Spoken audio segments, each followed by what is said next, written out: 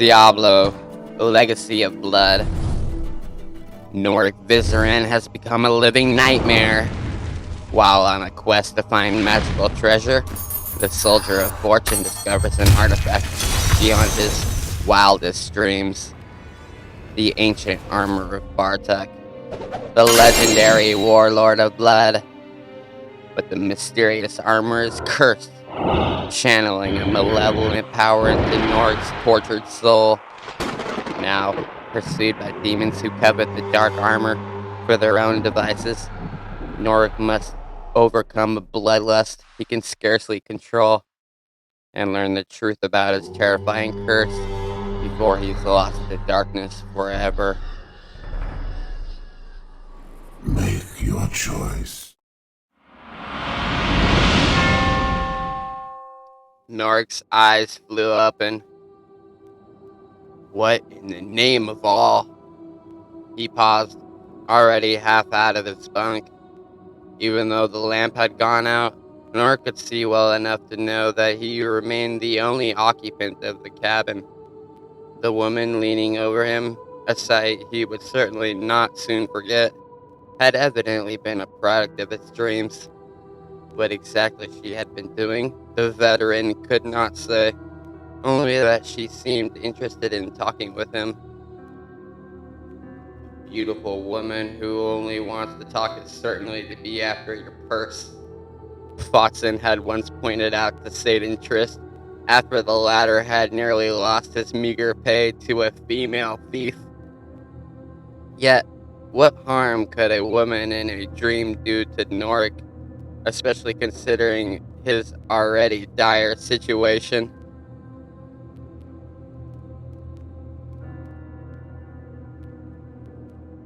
He wished that he had not awakened. Perhaps if the dream had gone on longer, it would have proved more enticing. Certainly, it had been an improvement over his recent nightmares.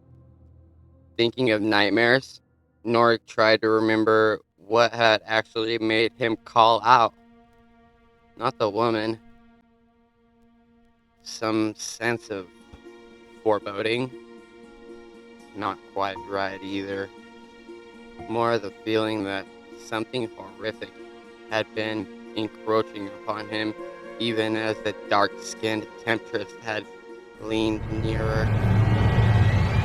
A violent shift in the hawkspire suddenly sent Noric tumbling.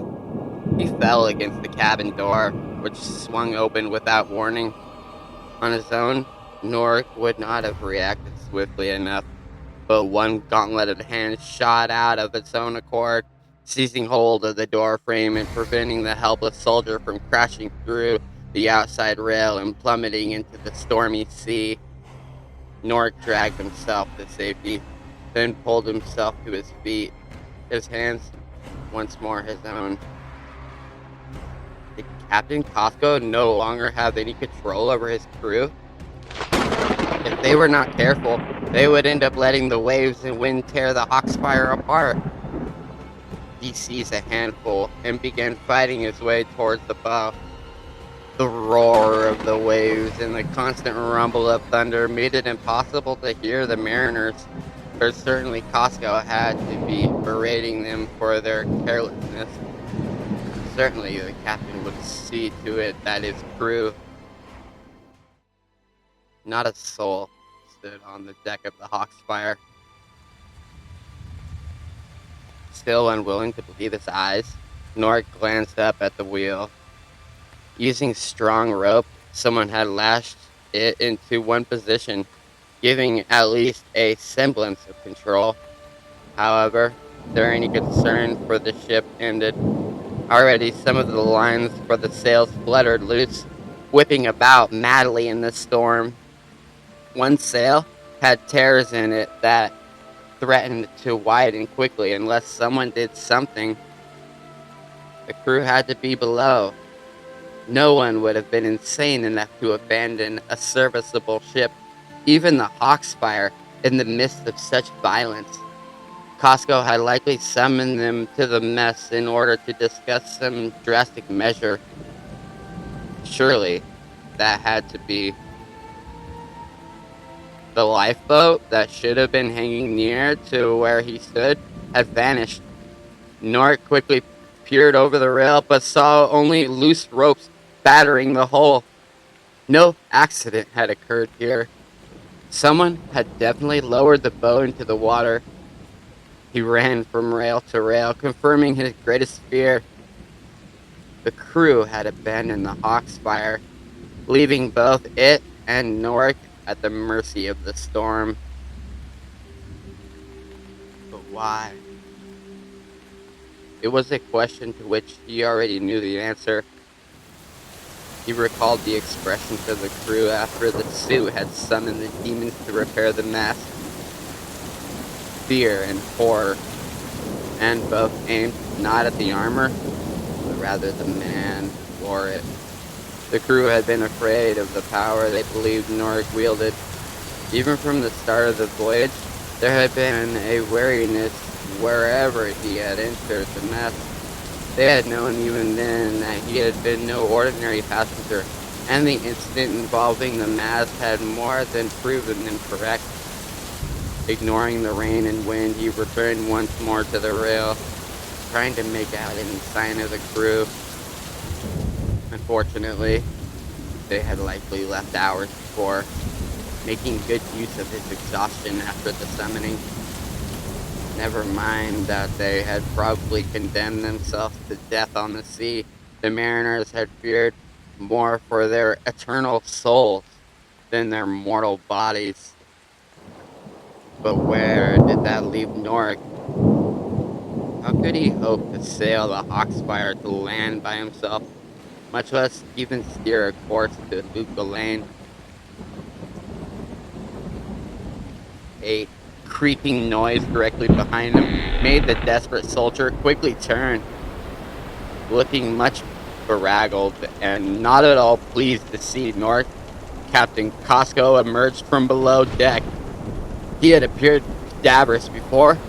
Now he almost looked like a ghost. "You," he muttered. "Demon man." North closed in on him, seizing Costco by the shoulders. "What happened? Where's the crew?" "Left," the captain snapped, pulling free. "Drown on sea rather than sail with Demon Master." He shoved past Norick. "Too much work to do. Away!" The dismayed soldier watched as Costco moved to tighten some lines. His entire crew had abandoned ship, but the captain insisted on not only trying to keep the Hawksfire seaworthy, but also en route. It seemed like a mad, pointless exercise, but Costco looked determined to try as best as he could. Following after, Nor called out, "What can I do to help?" The soaked mariner gave him a contemptuous glance. "Jump over!"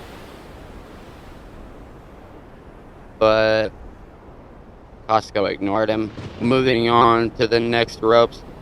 Norick took one step, then realized how futile it would be to get the captain to listen. Costco had reason to both fear and hate him, and the veteran could not blame the man. Because of Norick, Costco would likely lose both his ship and his life. Lightning flashed, this time so near that Norick had to turn away in order to keep from being blinded. Frustrated by his inability to do anything, he headed to the doorway leading below deck. Perhaps out of the storm he could better think. A few lanterns still provided light as he descended into the bowels of the Hawksfire. Yet their illumination did not help Nord from being unsettled by the emptiness around him. Everyone but Costco had left the ship, daring certain death in order to be rid of the demon master in their midst.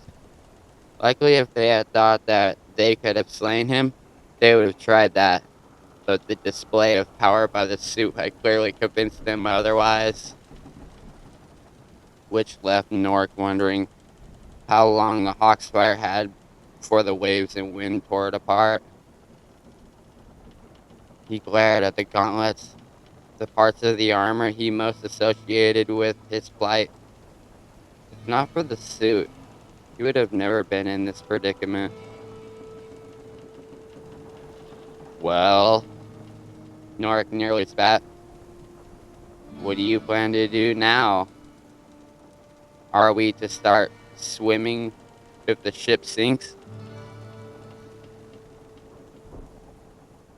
At first, he regretted even making the suggestion, fearful that the armor would choose to attempt to do just that. Nark tried not to picture the heavy armor trying to stay afloat. To him, who had rarely taken to sea save for short voyages, drowning seemed like the most horrible of fates. To suffocate, to have his lungs fill with water as the dark sea engulfed him. Better to run a blade through his gut instead. The hawk's fire shook, this time in so violent a manner that the hull moaned ominously. Nork gazed toward the ceiling, wondering if Captain Costco had finally lost what little control of the ship he had briefly had. Again, the vessel shook, the planks literally bending. A few more moments of this, and the soldier felt certain that all his darkest fears would soon come true.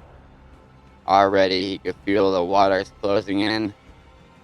Determined not to fall victim to panic, Nork raced to the stairway, fighting to keep his footing as he rushed back up on deck. Whatever the mariner might think of him, Nork had to try to somehow help Costco regain mastery of the Hawk's fire. He heard Costco shouting something in his native tongue, an unending litany of curses from the sound of it. Nork looked around, trying to find the captain in the storm. He found Costco, along with a gigantic nightmare risen from the sea. A gargantuan horror with what seemed 100 tentacles and one vast red orb had the bow of the hawk's fire in its clutches. The aquatic behemoth resembled a giant squid, but only if some great force had first ripped away its skin and put in place wicked barbs everywhere. Worse, many of the smaller tentacles had not suction cups, but rather tiny claw-like hands that grasped and pulled at whatever part of the ship they could reach. Sections of the rail came away readily, as did some of the deck itself. Several hands and tentacles sought for the sails. Captain Costco ran about the deck, ducking one attacking appendage and swatting at others with a long hooked pole. On the deck near him, one ripped end of a tentacle flopped around, dark ichor pouring from the torn section. Defying the danger all about him, the mariner continued to try to defend off the monstrous sea creature. The sight looked as absurd as it did terrifying. One lone man trying to stop the inevitable. Once more, Nork looked down at the gloves, shouting, "Do something!" The suit did not react. With nothing else left for him, Nork looked around, seeking a weapon. Seeing another of the hook pulls, he immediately seized it and ran to Costco's side. His actions proved most timely, for at that moment, a pair of clawed hands rose behind the battling captain, reaching for his back. One hand managed to dig into Costco's bony shoulder, causing the captain to cry out. Nora brought the hook pole into play, burying the point into the monster's hand and pulling with all his might. To his amazement, the hand tore off, dropping to the deck. At the same time, the second pigeon, inhuman claws outstretched, turned toward Norik. In addition, two tentacles with suction cups darted in from the veteran fighter's right. Bringing the pole around again, Norik tore into one of the tentacles, sending it retreating. The hand snapped at him, talons as long as the fingers trying to rip into Norik's face. What sort of monster had risen up from the depths? Although he would have willingly admitted that he knew little about life in the Twin Seas, Norik Vizran had heard no tales of any creature akin to this ungodly abomination.